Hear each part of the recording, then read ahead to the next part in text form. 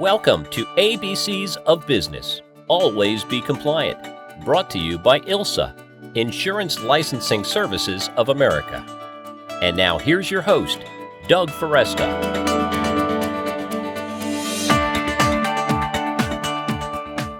Hello, and welcome to the official podcast of ILSA, Insurance Licensing Services of America. I am Doug Foresta, and today our guest is Peter Thrane, a partner in the healthcare and insurance firm of Stinson Leonard Street LLP in Minneapolis. Peter Thrane, thank you so much for joining me. Hey, Doug, it's my pleasure to be with you. Thank you for having me. Thank you. And today I know we're going to talk about how things that insurance producers ought to contemplate or think about when they're interacting with regulators. So I really appreciate you coming on and sharing your expertise with us. My first question is just how long have you been working with state insurance regulators? Could you explain to us your background and experience? Yeah, I guess I would say a long time. This December, it'll be 30 years. I've worked with and represented insurers, producers, and a range of insurance businesses before state insurance regulators for almost 30 years. More recently, my work is focused on Minnesota, but over the course of my career, I've handled matters in 32 states. I started working in the insurance industry for the St. Paul companies. I've now been in private practice for about 15 years. So in the range of, in the course of that time in those states, I've handled the whole range of things: licensing issues, enforcement matters, transactional issues, product filing and approval, legislative initiatives, you name it. If it's a matter that's been considered by a state insurance regulator, I've likely dealt with it at some point with some regulator somewhere. And so I know that we often take for granted that insurance is a heavily regulated industry. If I'm an agent, what does that mean for me? I'll tell you what, I mean, it is easy to forget in the course of our everyday life that we are in an incredibly regulated business, one that really involves every aspect of the law. If you think about it, we sell a legal contract that's subject to rate form and marketing requirements under a whole process that's regulated by state law, with any disputes adjudicated by the courts. We are all about the law and regulation. And so when we do that business, you need to step back and appreciate that all of these transactions are subject to law and subject to heavy regulation. As you know, agents are regulated in every state in which they sell, solicit, or negotiate insurance. And those are all defined terms, and we can go in the state statutes and look them up, but I think agents generally have a context for, if you sell, solicit, or negotiate insurance in a particular state, whether you're within the borders of that state, but you're dealing with a consumer in that state, then we have a great deal of regulation that applies. There's licensing of the agent, and there's substantive regulation over how the product is sold, sometimes varying widely by state. It's important to keep in mind that when a producer applies for and accepts an insurance agency license, the agent agrees to the jurisdiction of that state. If an agent agrees to be licensed, has a non-resident producer license in Alaska, they agree, if necessary, to present themselves in Alaska to deal with that regulator. They agree to provide information to the Alaska Department of Insurance if there's questions. And so by accepting a license, an agent accepts the jurisdiction of that state regulation, and they also accept the substance of the regulation over their transaction. So keep in mind, though, and here's the practicality of it. Insurance regulators are fundamentally about making sure insurers honor their promises. Fundamentally, that is, on the one hand, making sure insurance companies are solvent, but also it's sort of addressing the complaints of consumers.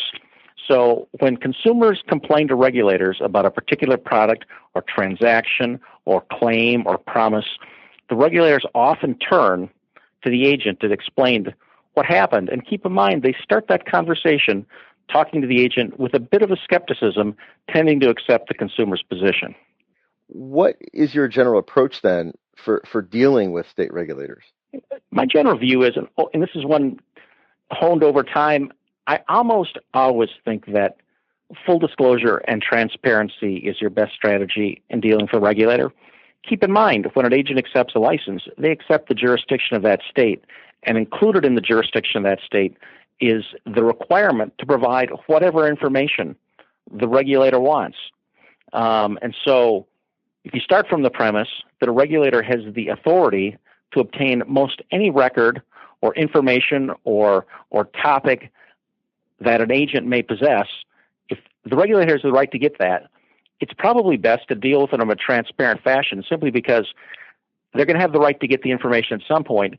So dealing with them in a direct and transparent way allows the agent or the person being subject to regulation, to shape the answer to a particular question. If you have a bad piece of information, they're going to have a right to get it. Better to provide it in a forthcoming way so you can at least shape and characterize it and put it in context. The thing you have to keep in mind, Doug, is that regulators have a huge volume of work. I mean, I once had a boss who characterized it by saying it is a huge ocean and the regulators have a very small navy. And what they want to do is they want to solve problems quickly and move on. If a licensee, if a person that's being asked a question by a regulator gets asked a question, helping them solve their problem quickly and helping them move on is the best way to get the regulator out from underneath the business of the licensee. So for that reason, Doug, I tend to think cooperation is the best approach in order to develop and maintain a strong regulatory reputation with your regulators.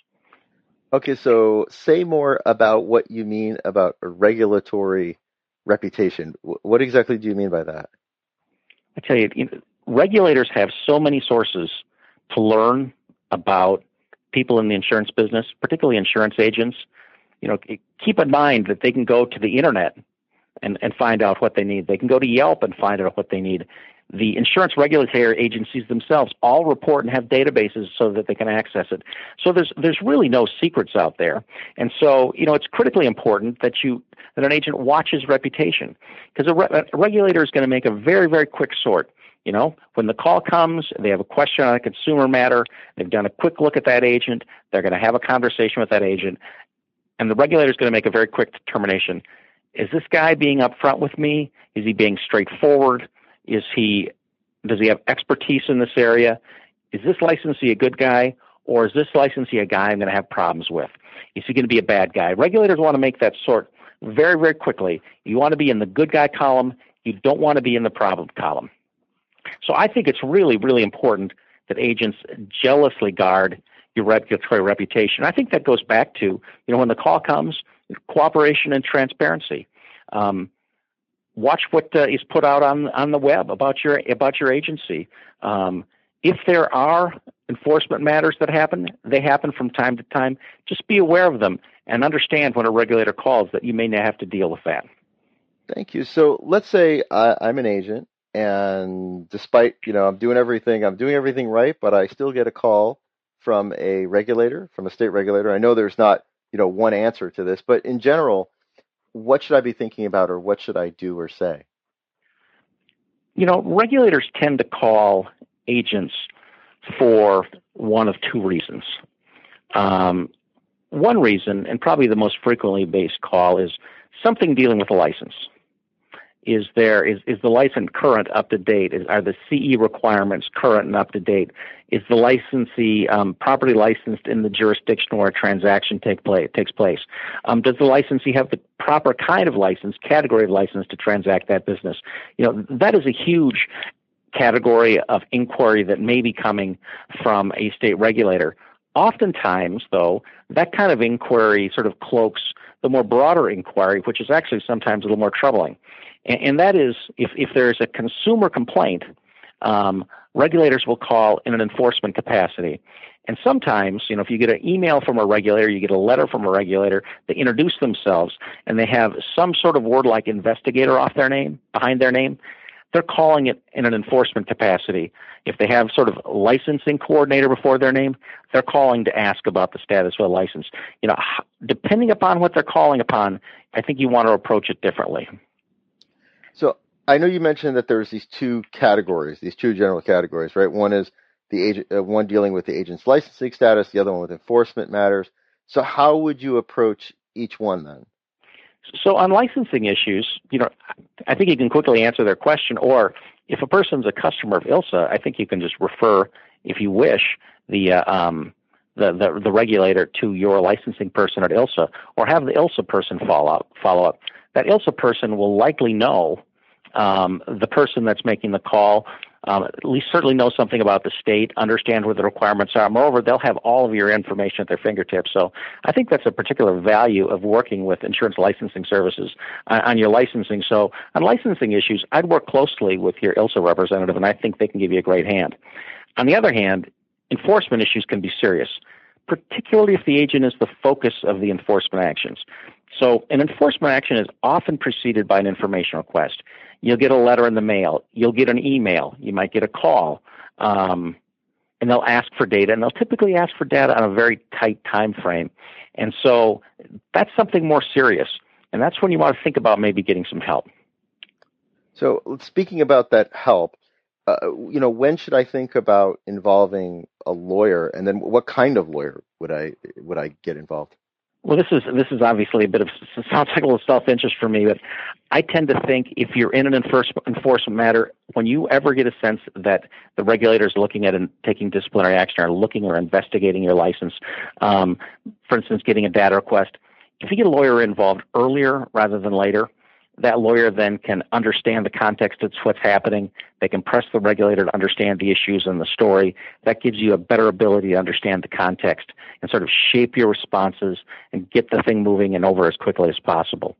If I'm looking for a lawyer, I would like to find a lawyer that's got has a reputation, a positive reputation with that regulator, has some experience dealing with people at the agency, knows the area of the law that involves my license, because that guy can be pretty efficient. I tend to find that, a guy that's just sort of a rough and tumble litigator can tend to rub regulators the wrong way, and that's not how you want to start out. You want to start out in a cooperative tone. I know hiring a lawyer can be expensive, particularly an experienced lawyer, but sort of ask yourself, how much is my career worth, and what would I do if I lost my license?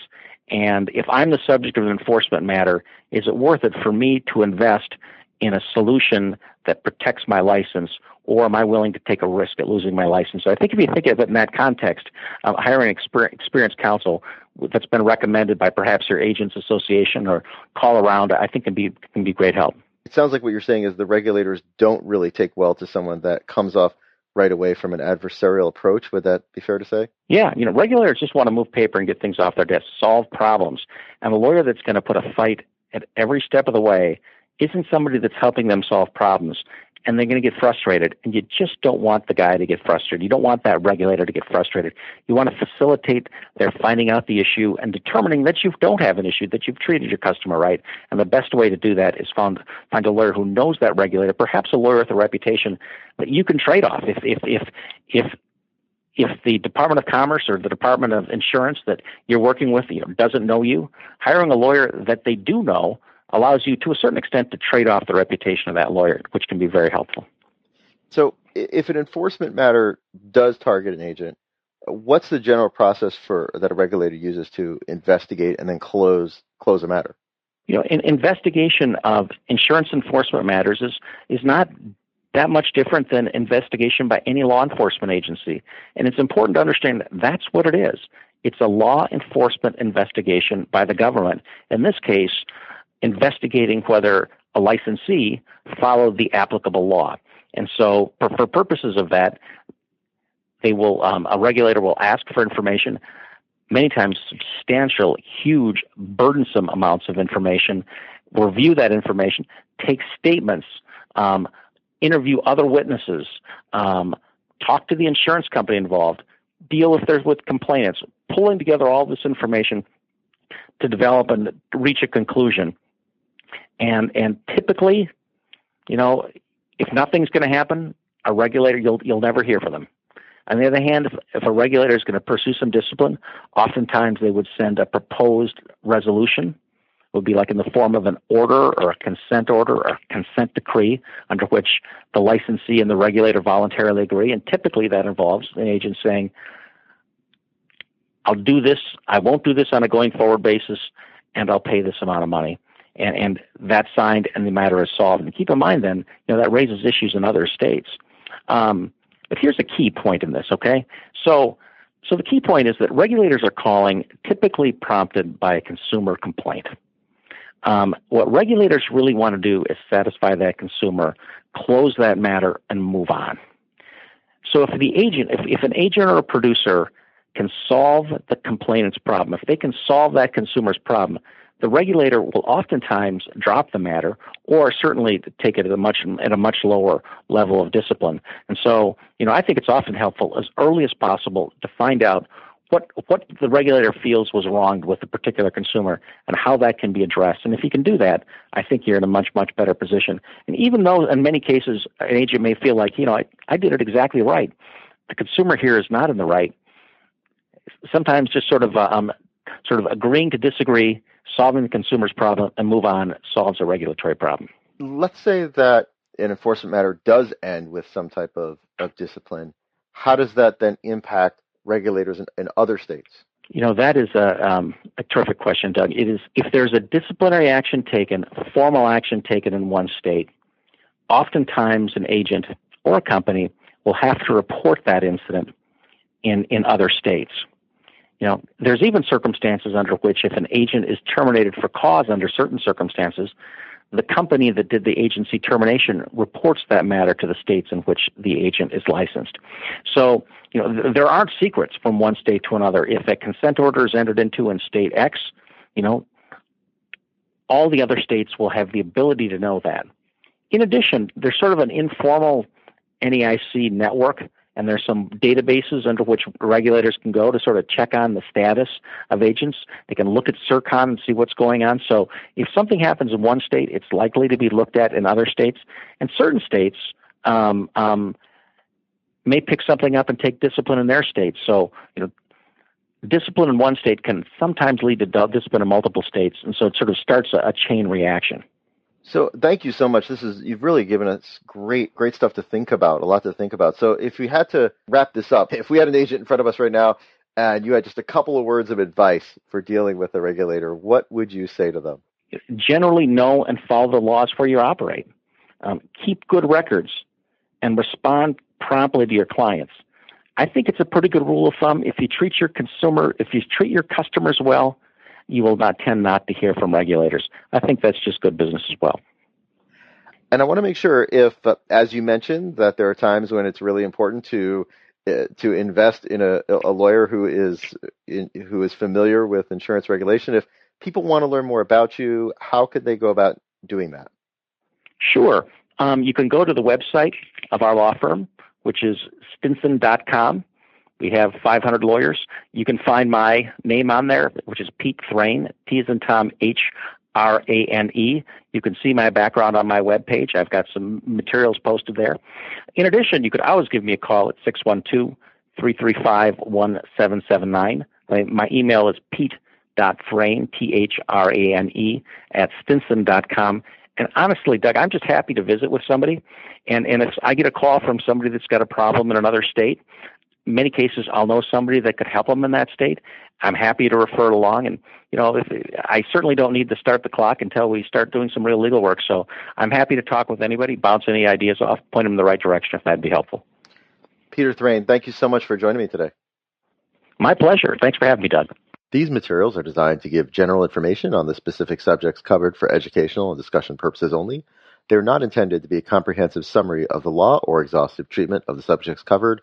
These materials and the related presentation do not constitute legal advice or an opinion, which are provided by Stinson Leonard Street LLP only upon engagement and appropriate information and analysis with respect to specific factual situation. You've been listening to ABCs of Business, Always Be Compliant, brought to you by ILSA, Insurance Licensing Services of America. ILSA is the insurance industry's regulatory compliance expert. For more information, visit ilsainc.com or call 254-729-8002. Thank you so much for listening, and we hope you'll join us for future episodes.